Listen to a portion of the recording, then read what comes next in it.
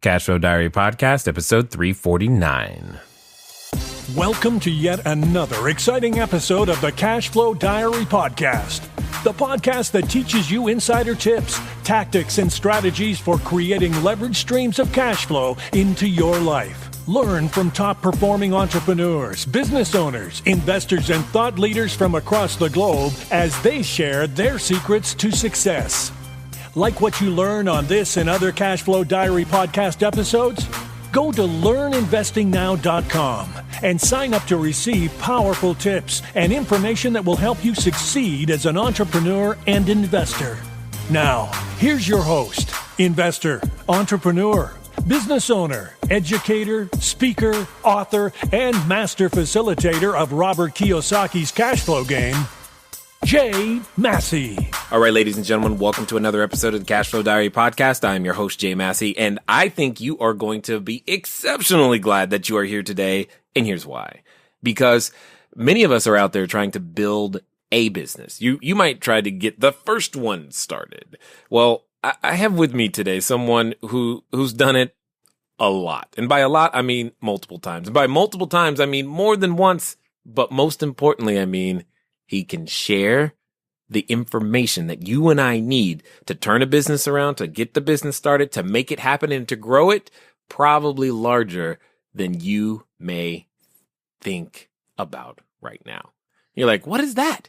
How large? Well, larger than you're thinking. Add a zero. Yeah, larger than that. And that's exactly what I'm talking about. What I want to share with you, though, is that I have a feeling that today is going to be so filled with information, I'm hoping you're ready to take copious notes. Why do I say this? Because I have with me none other than Paul Oberschneider. Now, he is a seasoned startup entrepreneur, property financier. He has personally built businesses well worth over $200 million. He's been doing this a long time. So let me give you some ideas of what I mean by a long time in a lot of business. Have you ever started a bank credit department? Well, he has. Founded a mortgage company? Yep, talking about that too. Built the largest single branded real estate company across 5 countries in Central Europe. And I'm just beginning to tell you the experience that's about to be unloaded. So hopefully you are ready to receive it, taking copious notes, because not only is he here, he's also going to talk to us about his book, whose title I love, because I've never considered selling tacos in Africa, but he has wrote a book about it. So help me welcome Mr. Paul Oberschneider. Paul, you there?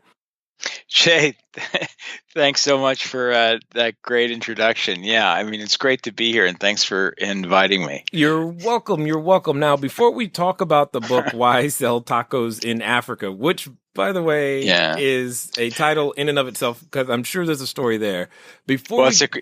It's a quirky title. I mean, it's a metaphor, of course, but shall I tell you the secret now, or shall I hold off? No. We got to hold off. We're going to make them wait for that.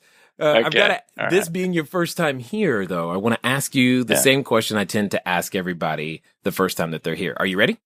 Yeah, shoot. All right.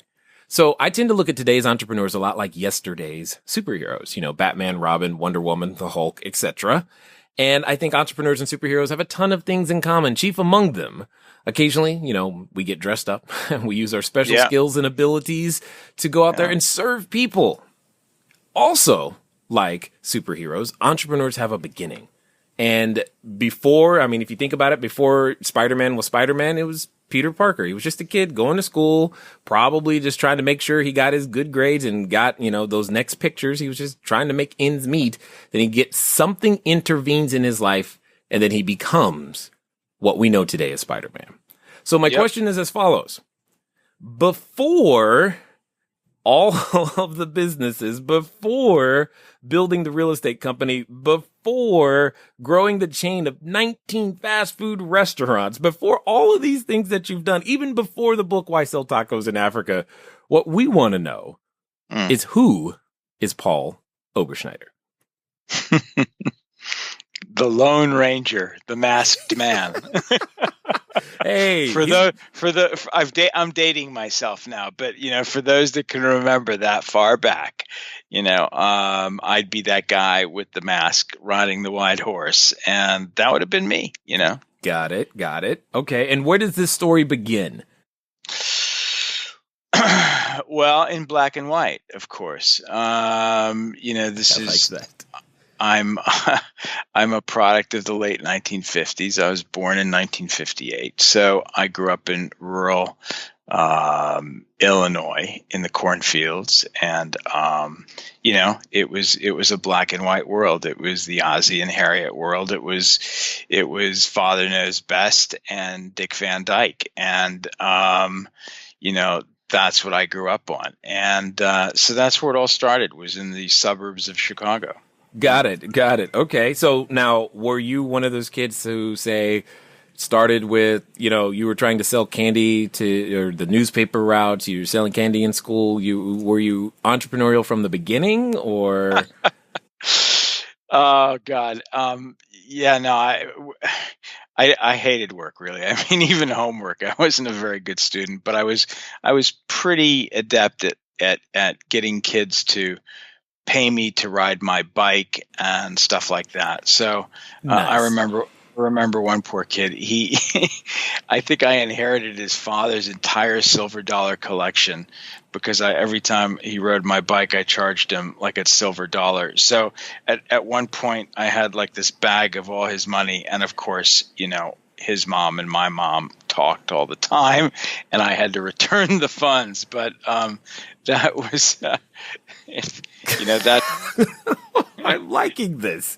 Okay, I just want to be clear. I had to give his money back. Yeah, I just want to be clear. You were like the original Uber, right? That's what you're trying to tell me. It was just your bike. I was just trying to make a deal. Yeah, exactly. Yeah. I like it.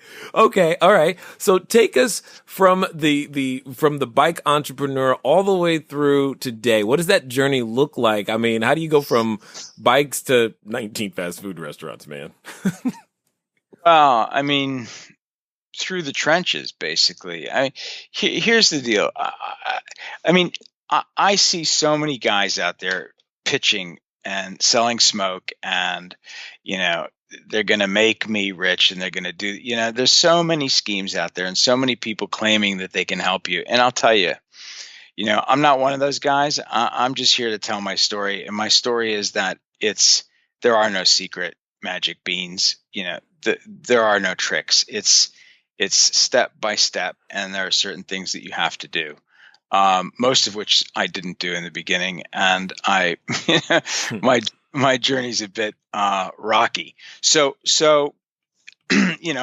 being a kid from Chicago, I end up on the board of trade as a summer job, and work for some pretty cool companies. That was back when trading existed on.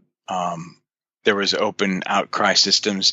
Trading existed on trading floors. Mm-hmm, mm-hmm. Today, that's all been replaced by computers, sadly. But back then, that's where it happened. And those were really cool places to work. Very exciting, full of adrenaline, lots of crazy people. And what was a summer job basically ended up being a full-time job because my dad died my first year in university. So I had to come home, and I took that job and basically stayed, and tried to go to school at night at Loyola University, and found that to be absolutely impossible because I was more interested after the end of the trading day to go down to the local pub, or the sign of the trader as we called it, and hang out with the big boys, and then go out and spend the night with them. So I was attracted to sort of all that risk and danger and staying out all night. And so I didn't go back to school. I didn't finish my degree at that time. And I got caught up in this whole, scene. Now, if you remember the end of the 70s and the early 80s, it was full on. Everything was permissible. As long as you showed up for work the next day, it was okay, and that's the way it was. I mean, I remember my pit boss saying, if you want to soar with the eagle, if you want to hoot with the owls, you better be in here in the morning soaring with the eagles. You've just got to be here. Now, the problem with that was, I just didn't know when to stop. I see. Got it. I just had too much fun, and I didn't want it to stop. And so while a lot of my colleagues and friends could switch off and say, okay, well, it's 10 o'clock, I got to go home now, I'd be like, well, where are we going now? And and when you're young and you're 20 years old, you can do that, and because physically you can. But I was getting into some really bad habits, and I went from kind of one good job to the next better job, and I ended up in New York, trading on the New York Stock Exchange, the New York Futures Exchange, and then the American Stock Exchange. I traded equity, futures, and options, and in Chicago, I was a little bit more reserved because that's where I was from and that's where my family was from. But when I went to New York, all bets were off because nobody knew me, so I could be as nutty as I wanted to be, and that's exactly what happened. It was, Studio 54, Limelight, all the clubs that one hears about or read about. I was there all the time, and I barely saw the inside of my apartment, and for quite a while I tried to burn both ends of the candle, and eventually it practically it knocked me off my feet. Got it. And it finished me off, and I I was out of a job, out of money, humiliated, embarrassed. I wanted to hide under a rock, and I had never asked anybody for help. Got it. Ever. I hadn't been taught that skill. I thought you had to know everything by the time you were 12. And, so inside, I was just this little scared kid, who just had a big job for a while, and I blew it. And, what do you do?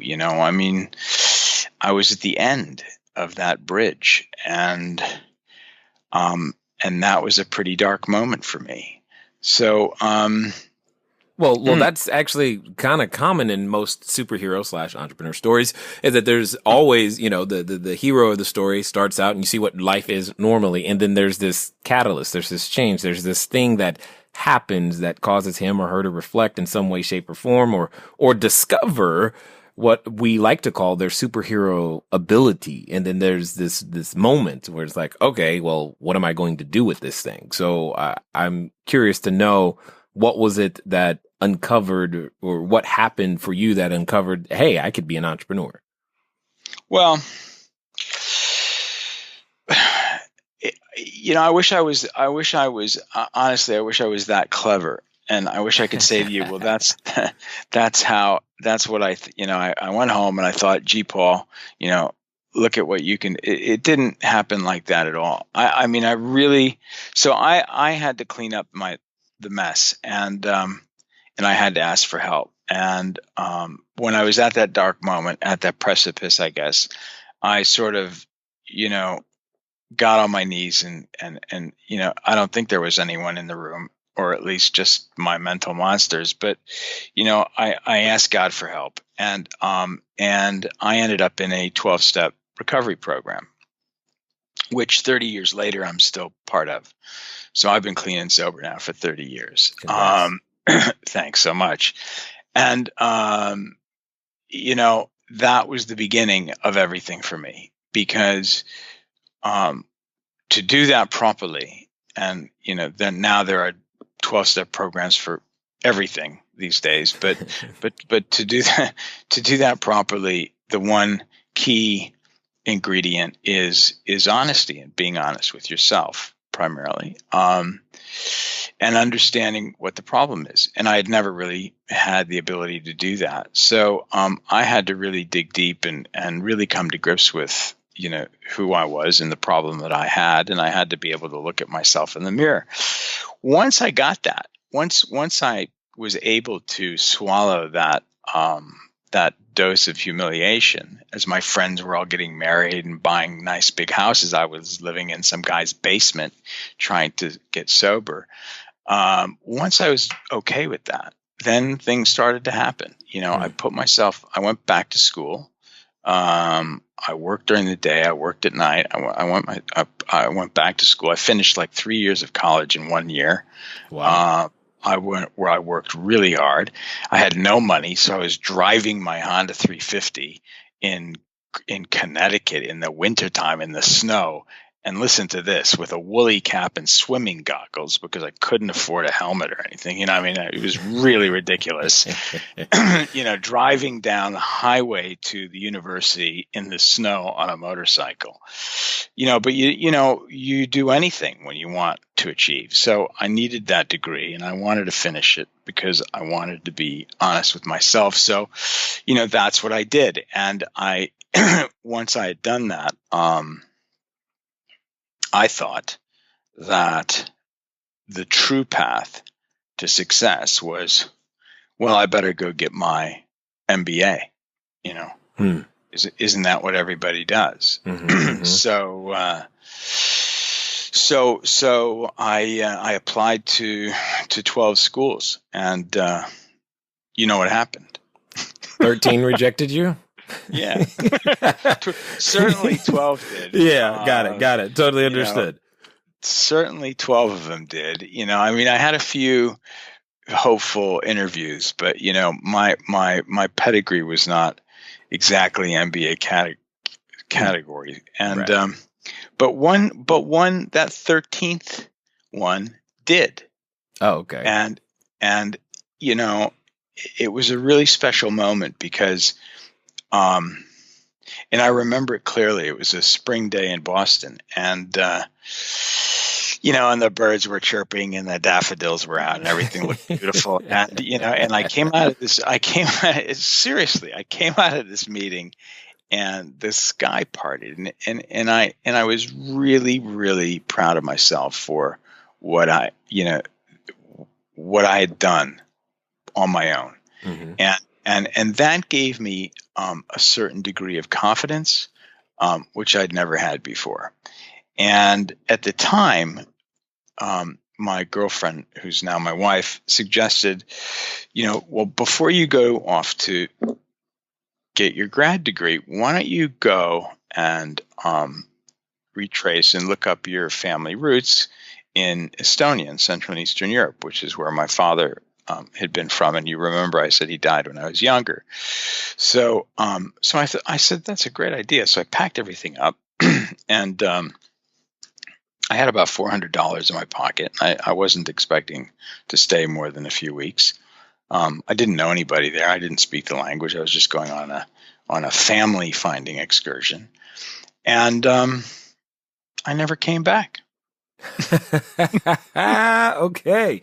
Yes. I got lost. So, you know, I mean, I thought my path was to go to graduate school. And I thought that was the A to Z path that everybody has to take. But I found that my path was actually much different than that, you know? Got it. Yeah. The path to success, I mean, well, I don't think anyone's got a perfect map, but we always think, I haven't found anyone who's said yet, yeah, this is the path I planned and this is exactly how it happened. And it went, you know, straight arrow all the way up all the time. So you've obviously at this point were open to receiving new input and going in completely different directions. So how did that lend itself to you getting even the first business started? You know, what's interesting about business is that oftentimes it comes from unexpected places. Oftentimes you can have a plan. You have an idea of what you are going to do, how it's going to happen, all these other things. And lo and behold, everything you thought was true isn't true. And more importantly, you have to adjust. And once you adjust, well, watch out. Because the marketplace is always telling us exactly what it wants. And if we are receptive entrepreneurs, we can take advantage of opportunities long before others even begin to see it. That's exactly what's happening here. In fact, I've recently discovered a new opportunity that is literally changing the way I approach real estate, the way that all of these things that I've ever done are currently happening. Obviously, I'm going to be sharing that with you, but if you want to find out about it, you need to go over to cashflowdiary.com/coming soon. Again, that's cashflowdiary.com/coming soon. Last time, it's cashflowdiary.com/coming soon. Because right now, the marketplace is indeed telling all of us entrepreneurs what it wants. If you want to find out what it is, go to cashflowdiary.com/coming soon. And well, you'll be on the list for early notification. Now let's get back to the rest of this story. Well, like Forrest Gump, you know the movie, right? So aware. Yes. I kind of think of my story as like Wolf of Wall Street meets Forrest Gump, because I love Forrest because as a character, because he's not very bright. He doesn't bring a lot to the table, but he's just honest, and he's open-minded and willing, and he shows up. He just shows up for whatever's on the table. He's there. And, I think that part of success is just showing up for the party. If you're not there, you'll never find out what could have happened. And I was on the town hall square of Tallinn, Estonia in 1992. And this Russian kid came up to me and we started a conversation. He said, "Hey, you're American, so you probably know business. Can you help me write this business plan?" And I didn't know anybody. I was friendly with the guy. I said, "Sure." So we did it on his computer. We did it in English, and it was only like 3-4 pages. It wasn't, wasn't very complicated. But the guy takes this to the bank. He takes it to the bank. And he gets a loan. Uh-oh. And he comes back then, like the next day or whatever, the next week, and he says, "Paul, I got this loan." He says, "What do I owe you?" And I thought, I don't me? know. Owe me? What do you mean? Yeah, I said, I don't know, $500. Coffee? Right. Yeah. He pays me $500. Now I have $900. What a great return. I mean, I just showed up. And the next thing you know, and you know where the story is going to go, his friend comes to me, right, and says, "I heard you did this for Sergey. Can you do the same for me?" So I did it for him. And bingo, he goes to the bank, or one of the banks, and gets a loan for his business and comes back and says, "Paul, I got the loan. What do I owe you?" Now, I wasn't born in Illinois for nothing. I mean, I said, "Well, $1,000, of course." So he pays me. And well, this goes on for the entire summer. By the end of the summer, I've got stacks of cash and shoeboxes under my bed because I wasn't putting any money in the bank because 30 banks had failed at the time. And, and I was leaving anyway. And, so I have all this cash under my bed in this cold water flat that I'm renting. And it's just a bed and 2 chairs, basically. Right. And so I thought, you know what? I'm going to write my grad school, and I'm going to ask them if I can come next year. Well, I did that for 2 years, and then they stopped writing back to me. Right. And they just figured I wasn't interested. And by then I'd made so much money doing this. But, mind you, in these sort of blue sky or, emerging markets, the windows of opportunity can actually narrow quite quickly.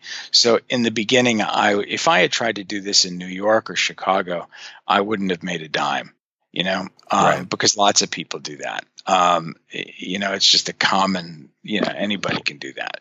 But back then it was sort of a special skill, and all these banks were just starting up, and, people were talking about business plans and things that they had never seen before. And the legacy of the Soviet Union. And so what I was doing was quite novel. But that only lasted for a short period of time. And of course, what happens is that because I was there doing that, I get a knock on the door, and a guy who's now a very good friend of mine comes and asks me, he says, "Are you the guy writing all these business plans?" Love it. I said, "Uh-oh, I'm in trouble." And turns out that he's one of these young entrepreneur, gunslinger bankers, and starting a bank with his buddies, and says, "Well, if you are, I'd like you to come and join us. And, I need help building our credit department." So that's how that all happened. And, we didn't know anything about banking. All I knew was don't bounce checks. And that's a good start though.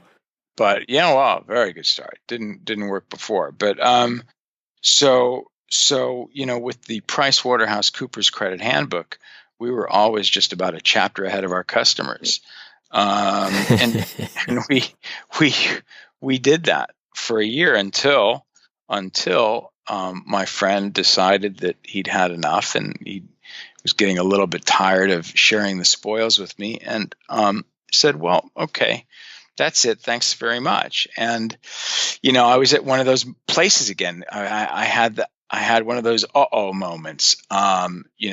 Out of a job, not for being incapacitated, but for working really hard and doing a good job. And I didn't know what was next.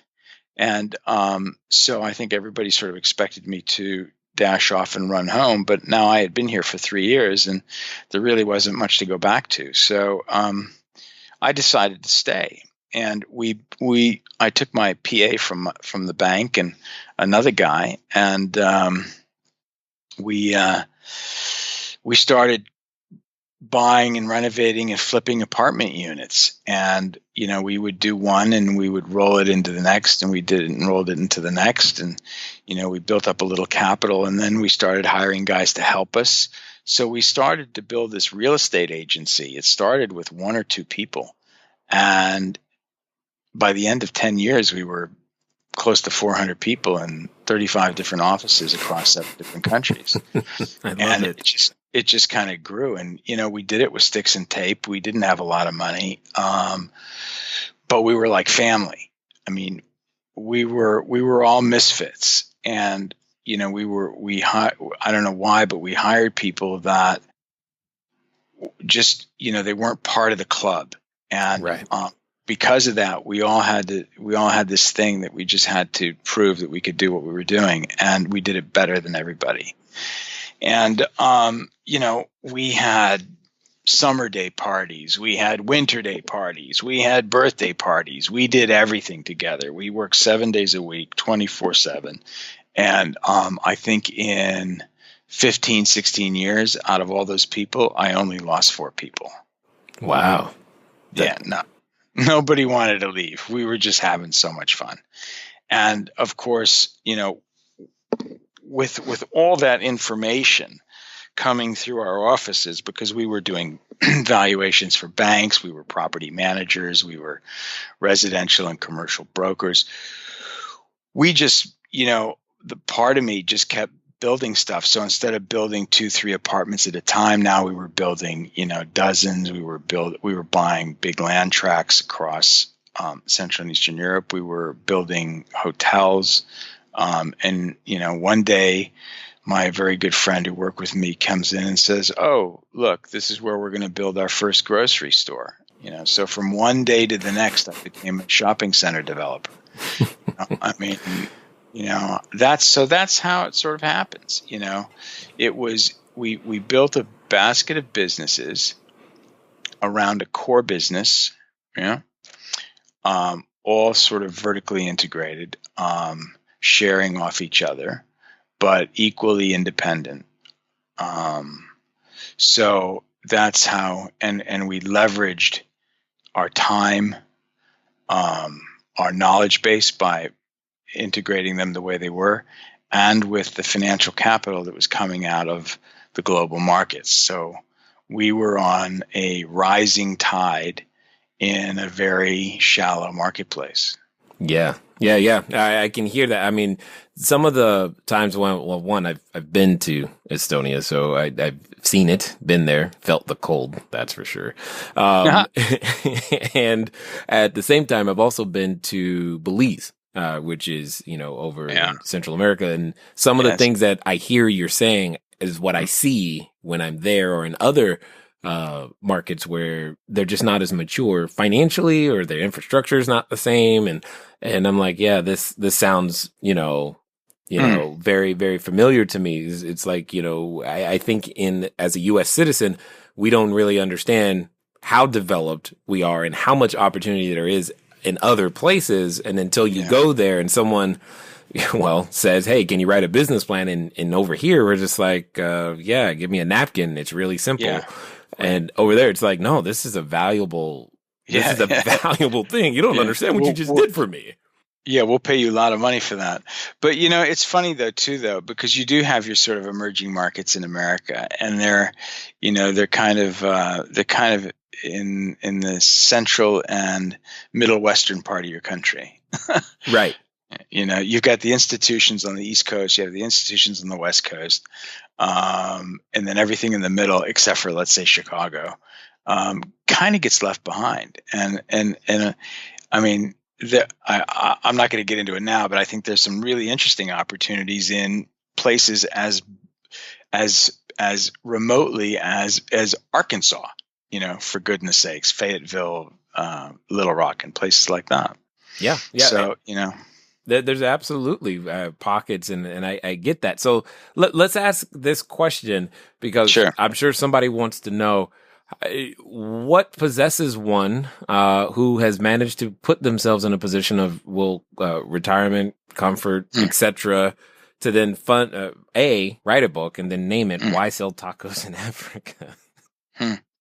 Wow. All right. So now you have to let me finish the story, though. Oh, okay. Sounds great. To get there. So anyway, to just fast forward, we were not in 2006, 2007, the markets were just, they were flying everywhere. I mean, not just where I was, but around the world globally. We'd never seen this cocktail of liquidity ever. And, you guys experienced the fallout of that, but, we were riding the wave as well. And in 2006, I get a phone call from a Finnish from Finland, Finnish private equity firm, and they wanted to buy one of my businesses. And when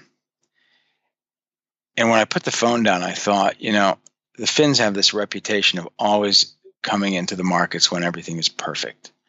When everything has been de-risked, when the opportunity is no longer the opportunity, and I put the phone down, and I was in the middle of a fundraising exercise in London for a Central Eastern European property fund. And I stopped everything. And I thought, you know what? It's time to go. It's time to get out. So we started liquidating things in 2006, 2007. And by the end of in the middle of 2008, 1 week before the crisis, we sold our last business. Wow. And people thought we were absolutely mad as hatters because, the markets were still going up and we were getting out. And one of my competitors actually went public the week that I got out. And I remember the journalist, I still have the picture on my wall. I've got this smirky grin on my face and I know something. And I really didn't. I was just so happy to be out. He says, aren't you getting out a bit too early? And I said something, but a week later, the markets crashed globally. So I was really, really, really fortunate. And so that was 2008. It took me a few more years to sort of unwind my office and all the stuff. And, ended up kind of moving to London in 2011. But for the most part, I was retired after 2008 with a lot of time on my hands. And, I did what everybody would do. I spent money, enjoyed it. I played a lot of high gold polo in Argentina and America and mostly in England. And I've got a place down in Argentina and I'm still quite involved in all that, but I don't do that anymore. And then I started to kind of look at the stuff on my wall and all the little trinkets I've had from all these years of my success. And I started asking myself that philosophical question, was that really me? Did I really do that? Because it just started to seem so long ago. And I think a lot of entrepreneurs that find success and then get out successfully, they have a moment where they think, could I really do this again? And and they start questioning that. So that was one part of what was going through my head. The other part of what was going through my head was, people that have heard my story have always said, Paul, you need to write a book. And I never, I never really thought about that. But then as my son started to get older, he's about 14 now, and to him, I'm probably the weirdest guy in the world, to a 14-year-old. So, and, I'm not very cool at all, but so he doesn't want to listen too much to what I have to say. But so I wanted to write something for him. And originally this book was going to be called something like 33 Things I Wish My Father Had Told Me. And I tried to write that, and it didn't work at all. And it was very contrived, and it didn't sound right. It didn't feel right. And so I said, well, I'm just going to write my story. And so I did. And that's how that kind of happened. And then once I did that, and that's more of a business-infused memoir, I took the business parts out and I turned it into a second book, which is the book you've got now, which is Why Sell Tacos in Africa. And the title, now I'm going to give the title away. The title has really nothing to do about, selling tacos in Africa. It's a metaphor for two things, really. It's a metaphor for doing things differently than one would expect. And it's a metaphor for finding opportunity in the most unlikely of places, especially in uncontested, or as the familiar and popular term is, in blue ocean markets. And it's the story about my journey and how I built my businesses in Central and Eastern Europe. And the touching part of all of it is that my son has actually read the book. Yay. So I accomplished my mission, really. And yes. So someone asked me the same question on LinkedIn the other day and said, why would a guy like you waste their time and write a book and try to sell it? What's that all about? And the answer to that is, well, I'm doing this because I can. And I'm doing it for another reason, which is I really wrote this whole thing as a book for someone else. And it just so happened that once I did that, I thought, well, actually, you know what? It's not a bad book. It's got a quirky title. I'll put it out there and let other people read it. Because the one thing for sure is, when I was doing all this stuff, I had help. I mean, people helped me. They went out of their way to help me. I learned over time how to ask for help, and I found that people are very willing to give it to you.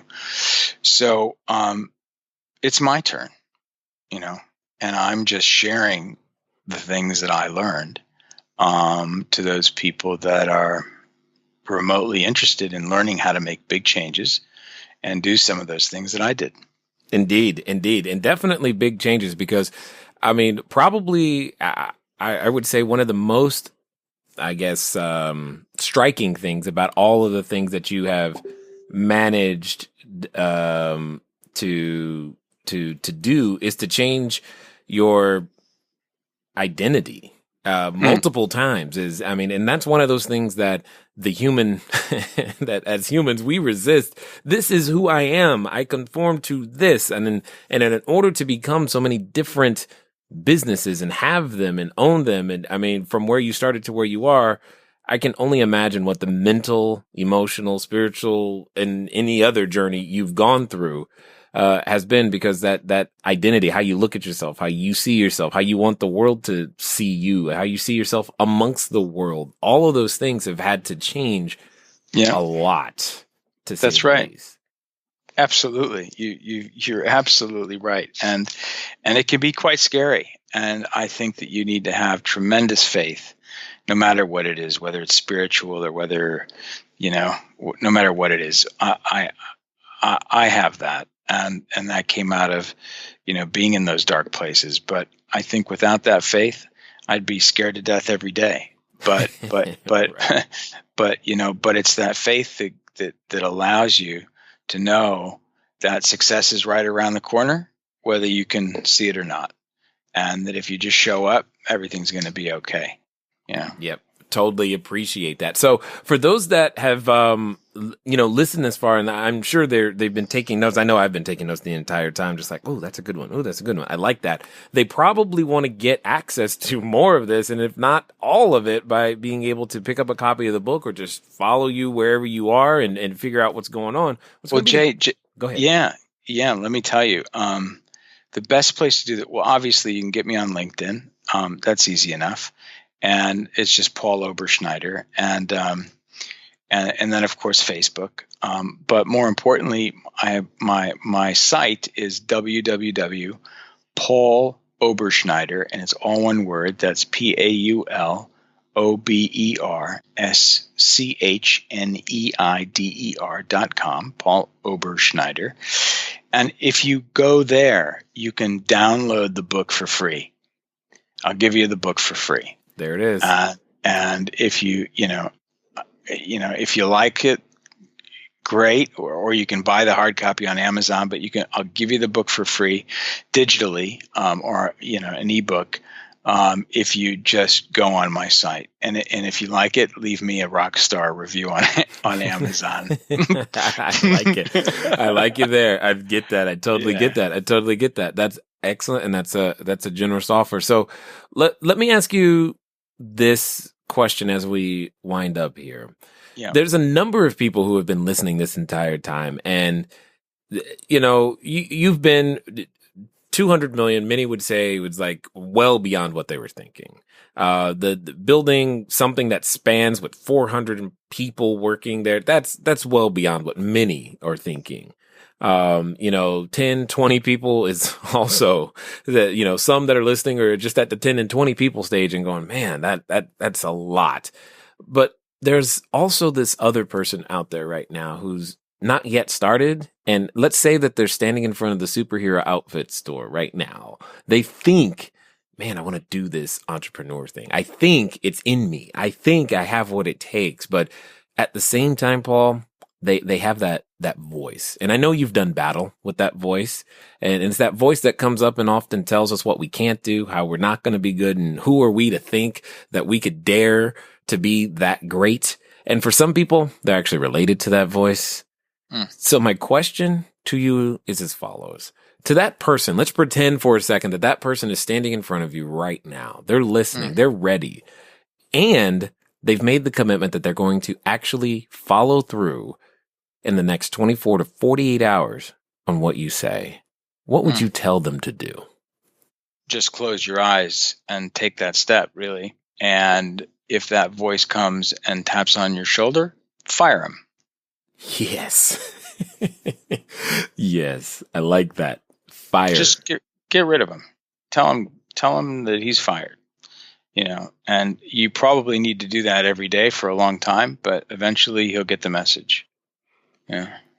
Yeah, that voice can be persistent. They do keep showing up to work. Oh, they show up with me too. That it's just not as loud. But as I said, and I would also encourage that young person to really dig deep and find a belief system or something outside of themselves, a power, a faith that they can fall back on, because it's in those rough times that everybody's a superhero when things are easy, but it's when things are rough that you got to get up and get going. Indeed, sir. Indeed. Very much so. I definitely want to thank you, though, for taking the time. Jay, yeah. Thanks. Thank you. You were Thank you. Well, you're actually quite welcome, because it's not always we can get such knowledge, wisdom, and insight to be shared with us here at the Cashflow Diary. Well, thanks for having me on. All right, ladies and gentlemen, you know what time it is. It's time for you to move at the speed of instruction. What does that mean? That means go get a free copy. You have no excuse. Free copy of Why Sell Tacos in Africa. Because you should, because you can, because, well, dare I say that your greatness is locked up inside you and waiting to come out. And now you have a way to go possibly let it out and become exactly what you were always meant to be. It's been fun talking to you guys today. I look forward to talking to you soon. Until next time.